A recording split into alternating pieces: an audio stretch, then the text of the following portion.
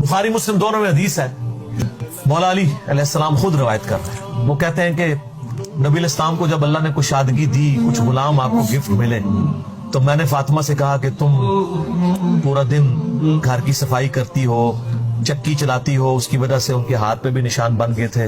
ایسے سامان اٹھا کے لاتی تھی تو رسی کے نشان یہاں پڑے ہوئے تھے. تو نبی علیہ السلام سے جا کے جو ہے وہ ایک غلام ڈیمانڈ کر لیتے ہیں جو ہمیں ذرا ہیلپ آؤٹ کر دے گا. جب سب کو مل رہا ہے تو ہمیں بھی مل جائے گا. تو سیدہ فاطمہ حاضر ہوئی. یہ حدیث بخاری میں بھی ہے، مسلم میں بھی. حضور علیہ السلام کے پاس گئیں، بات نہیں کر سکی. تربیت کس کی تھی سر؟ بولڈنس نہیں تھی وہ، حالانکہ باپ ہے اور حضور کو پتا تھا اپنی بچی کی عادت. تو وہ گئیں، بات نہیں کر سکی، واپس چلی گئی.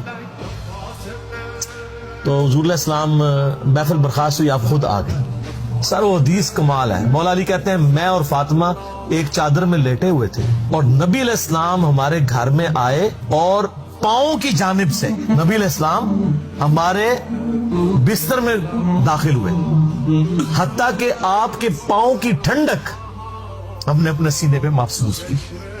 یعنی حضور علیہ السلام نے پاؤں کی جانب سے اپنے پاؤں انٹر کیے اور وہ پاؤں سیدہ فاطمہ اور مولا علی کے سینے تک پہنچ گئے تو انہوں نے ان کو سینے سے لگا دیا.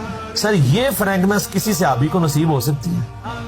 تو آپ نے فرمایا وہ فاطمہ تم آئی تھی، کوئی کام تھا؟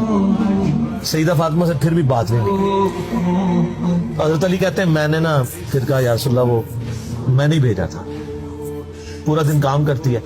آپ کی بیوی کہتی ہے ہماری کوئی ذمہ داری نہیں ہے. یہ بھی تو بیوی تھی نا.